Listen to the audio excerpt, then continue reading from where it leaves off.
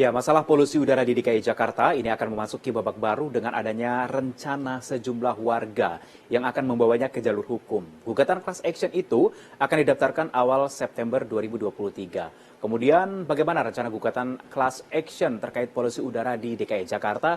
Untuk membahasnya sudah bersama saya di studio pada hari ini ada Ahmad Syafruddin, Ketua Komite Penghapusan Bensin Bertimbel sekaligus Ketua Forum Udara Bersih Indonesia. Selamat malam, Bang. Apa kabar, sehat? Alhamdulillah sehat, cuma masih serak-serak ya ini. Masih serak-serak ya? Saya sudah selesai kemarin. Oke. Saya nanti juga terhubung melalui via Zoom ada Suci Fitri Tanjung, Direktur Eksekutif Walhi. Apa kabar Mbak Suci? Halo Mas, apa kabar? Oke, sehat ya Mbak ya? Sehat, Alhamdulillah. Stay at home, semoga sehat selalu. Amin, amin. Oke, baik. Saya ke Bang Ahmad. Bang Ahmad, terkait polusi udara di Jakarta yang kian kritis saat ini ya. Kabarnya Koalisi Masyarakat Sipil ingin mengajukan gugatan. Kira-kira sudah sejauh mana nih gugatan ini? Nah, kita sedang mempersiapkan calon penggugat ya. Sejauh ini sudah sekitar 50 orang yang terdaftar dan kita masih menunggu lagi ya satu sampai 2 minggu ini sampai akhirnya terkumpul para calon penggugat ini berikut dengan data-data kerugian akibat pencemaran udara tersebut. Contoh kerugian itu biasanya ya ke puskesmas atau ke rumah sakit kan keluar biaya ini, konsultasi dokter, kemudian beli obat dan sebagainya seperti itu. Sekalipun mungkin ada sebagian yang di-cover oleh BPJS, tetapi itu tidak mengurangi konteks dampak ekonomi dari pencemaran udara ini. Oke, kira-kira isi tuntutannya apa, Bang? Ya tuntutannya begini, kalau kita lihat kan setidak-tidaknya sudah 30 tahun ya kita menderita soal pencemaran udara ini, sehingga warga Jakarta itu terpapar yang namanya ISPA, asma, bronchopneumonia, kemudian pneumonia, COPD, jantung koroner, sampai berbagai sakit atau penyakit turunannya ya, termasuk kanker nasofaring gitu ya. Nah itu semua itu kan dapat dievaluasi menjadi kerugian ekonomi gitu. Contohnya tadi yang berobat itu kan keluar biaya medis ya. Kami pernah mengkalkulasi tahun 2010 masyarakat Jakarta itu harus membayar biaya medis akibat pencemaran udara ya, sakit atau kena penyakit karena pencemaran udara itu sampai 38,5 triliun rupiah. Itu 2010. 2010. Nah, kemudian kita update tahun 2016 itu meningkat menjadi 51,2 triliun rupiah. Jadi cukup besar ongkos medis akibat sakit atau penyakit karena pencemaran udara tersebut. Nah itulah nanti yang akan kita coba gugat sesuai dengan ketentuan peraturan perundangan kita, Undang-Undang Lingkungan Hidup ya, Undang-Undang Perlindungan dan Pengelolaan Lingkungan Hidup, yang membuka peluang masyarakat bisa mengajukan gugatan ganti rugi atas dampak pencemaran atau kerusakan lingkungan. Oke, baik. Jadi sekarang prosesnya masih sedang mengumpulkan para penggugatnya gitu ya, sekaligus menghitung berapa nominal ya begitu ya. Oke, saya sekarang ke Mbak Suci. Mbak Suci, gugatan ini kan tidak hanya dilakukan saat ini saja ya, bahkan sebelumnya sudah ada gitu, tapi masih belum ada keputusan hasil ataupun ingkrahnya gitu. Bagaimana Mbak Suci melihat ini, Mbak? Ya, ini sebenarnya salah satu upaya ya masyarakat untuk bisa memperjuangkan haknya begitu, karena memang pemerintah belum bisa menjawab apa-apa. Sejak dari gugatan pertama di 2019 bicara soal CLS itu juga ada tuntutan-tuntutan, salah satunya terkait juga pengendalian polusi udara, ditambah juga memang ada aturan-aturan yang itu juga tidak ditaati. Misalnya kalau kita mau mengacu saja di Jakarta, kita tahu bersama begitu ada Perda nomor 2 tahun 2005, salah satunya di situ dikatakan bahwa salah satu prinsip tujuan dari pengendalian kualitas udara itu adalah berbicara soal kesehatan masyarakat. Dan kemudian di dalam pasal ada di dalam Perda tersebut itu juga ada aturan-aturan yang menjamin hak gugat dari masyarakat ketika tidak dilaksanakan berbagai strategi pengendalian polusi udara. Jadi saya pikir itu adalah sesuatu yang bagian dari kesadaran hukum masyarakat, dan ditambah lagi memang juga ada hak-hak yang dilanggar begitu oleh pemerintah terutama. Oke, baik. Ada nominalnya nggak, Mbak, kira-kira? Kalau tadi kan Bang Ahmad bilang ada nominal nih saat ini akan dihitung. Apakah sebelumnya juga ada nominal yang sudah dihitungkan begitu? Ya, sebelumnya karena sifatnya CLS begitu, jadi memang yang kita harapkan dari pemerintah adalah tindakan-tindakan yang bisa dilakukan, pengerahan sumber daya, kemudian ada strategi yang bisa dilakukan untuk bisa mengatasi gitu ya. Jadi yang kita dorongkan pada saat itu adalah pemerintah bertindak. Tapi untuk gugatan yang kali ini tadi seperti Mas Syafruddin sampaikan bahwa memang itu adalah kerugian-kerugian yang sifatnya individual baru kemudian kita evaluasi secara ekonomi berapa sebenarnya kerugian yang Oke, dirasakan begitu oleh oke. masing-masing individu tersebut, baru kemudian itu dilakukan gugatan. Jadi ini termasuk dua jenis gugatan yang berbeda. Oke, baik. Bang Ahmad, tadi Ya, tuntutannya sama nggak sih dengan yang kemarin ya? beda ya. Intinya sama bagaimana Pemerintah bertanggung kebijakan jawab.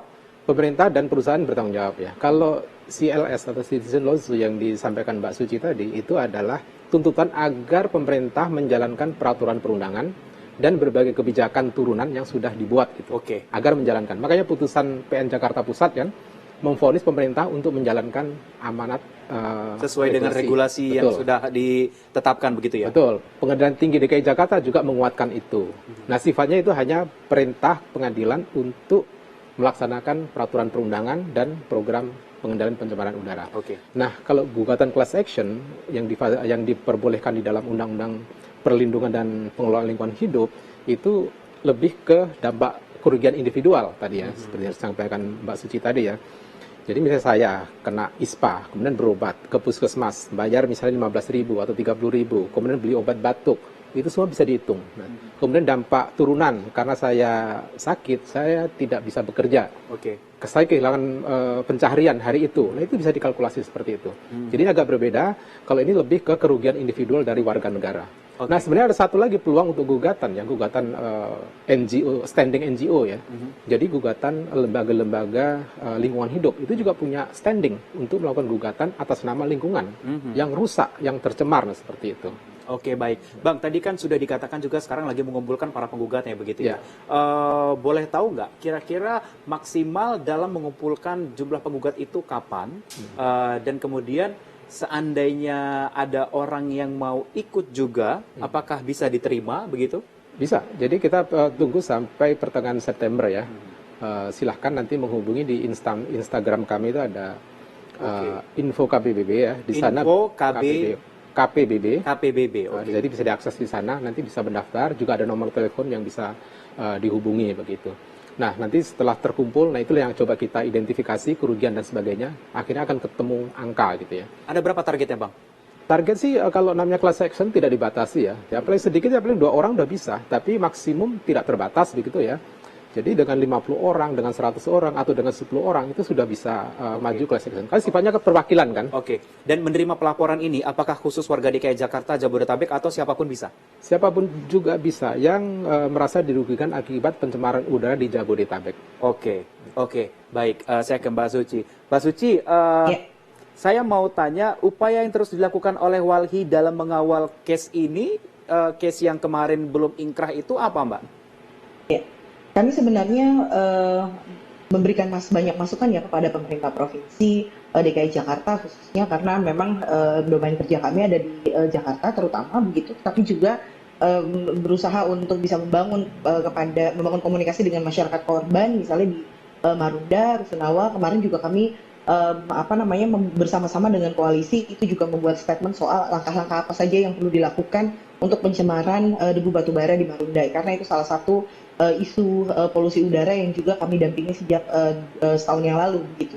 Jadi ada termasuk juga berkomunikasi dengan pemerintah provinsi begitu mengenai langkah-langkah apa saja yang perlu dilakukan termasuk misalnya penetapan kedaruratan begitu lewat penetapan gubernur, tapi sayangnya itu juga belum dilakukan walaupun juga hari ini kita juga terima ya ada keputusan gubernur yang melakukan berbagai langkah dari mulai jangka pendek sampai ke depan jangka panjang untuk bisa melakukan pengendalian Oke. pencemaran udara. Oke, tadi kan dikatakan menyambung komunikasi dengan masyarakat begitu ya, Mbak. Ya, apa keluhan selama ini yang dirasakan ataupun diadukan oleh warga ke Walhi begitu? Ya, pertama adalah tentu ada ISPA yang juga itu merugikan begitu karena bukan saja harus mengalokasikan sejumlah biaya begitu di sebuah rumah tangga, tetapi juga ada hal-hal yang bisa terhambat begitu. Termasuk misalnya soal waktu atau soal misalnya bekerja dan hak belajar anak, hak untuk menikmati pendidikan yang baik, terus juga hak untuk bermain secara bebas begitu. Tapi di sisi lain juga ada beberapa yang kami temukan justru kasusnya lebih daripada pernafasan begitu ataupun Oke. hal-hal yang sifatnya penyakit dalam. Oke. Misalnya di Marunda itu kami temukan ada penyakit kulit yang terindikasi itu berasal dari debu radioaktif yang memang ada di pelabuhan bongkar muat di Marunda. Gitu. Itu salah satu yang paling yang paling krusial yang kami temukan. Ditambah lagi juga ada seorang anak yang harus transplantasi kornea mata karena memang terserang debu radioaktif, dan itu sudah ada statement dari dokter di Rumah Sakit Cipto. Jumlahnya banyak, Mbak? Kalau di Marunda, di blok rusun itu memang ada sekitar 11.000 yang terdampak, tetapi memang jumlahnya sampai hari ini ada 60 orang yang sudah terserang penyakit yang cukup serius. Oke. Tadi sudah dikatakan juga selain komunikasi dengan masyarakat juga ada melakukan komunikasi dengan pemerintah. Hasilnya? Sampai saat ini belum, terutama dalam hal pengawasan kepada industri. Karena temuan kami memang banyak dampak yang dihasilkan dari industri begitu. Misalnya seperti jumlah pengawasan. Begitu kami mendorong pemerintah untuk meningkatkan kualitas dan kuantitas dari sumber daya manusia dalam konteks pengawasan, termasuk juga peningkatan anggaran APBD begitu untuk pengawasan industri. Sekarang jumlah izin existing yang kita berhasil catat itu ada sekitar 3.000-an, tetapi kemampuan pengawasan pemerintah Provinsi DKI Jakarta itu kurang dari 30%. Sekarang Pemprov dan juga Pemda sudah membentuk Satgas juga nih, Mbak. Apakah ada komunikasi juga dengan mereka nantinya? Kemarin kami diminta rekomendasi tertulis. Sebenarnya sudah ada beberapa komunikasi ke kami untuk bisa memberikan masukan begitu, baik secara formal maupun informal, tapi sampai hari ini kami masih menunggu. Belum ada follow up yang serius dari pemerintah Provinsi DKI Jakarta. Oke, jadi masih terus mengawal case ini ya. Saya ke Pak Ahmad. Pak Ahmad, tadi sudah dikatakan ada nominal yang akan dihitung begitu ya. Tapi kalau tidak salah kemarin sempat baca sebuah artikel, katanya untuk case untuk polusi udara ini akan ditanggung BPJS begitu Pak. Itu bagaimana nanti? Enggak, nilai kerugian itu. Nilai kerugian itu berbeda. Kan BPJS kita bayar kan? Oke. Jadi kan bukan beda dari luar dari situ. Ya. Ini adalah benar total orang yang melakukan merasa dirugikan. Iya. Artinya sekalipun yang membayari biaya kesehatan untuk BPJS, tapi tiap bulan kita bayar kan. Nah, itu juga bisa dikalkulasi. Iya dong. Apakah nanti yang termasuk dibilang Mbak Suci tadi yang terkena radioaktif juga bisa melakukan pengaduan? Bisa. Nah, dia bisa bergabung nanti kita semua tuh. Oke, jadi masih bisa melakukan melalui akunnya tadi apa? Info KPBB. Info KPBB bagi yang merasa dirugikan bisa langsung mendaftar, nanti bisa dikalkulasikan berapa kerugian ya. Oke, nanti kita akan lanjutkan perbincangan kita Bang Ahmad dan juga Mbak Suci usai jeda yang satu ini. Tetaplah bersama kami di Newsroom.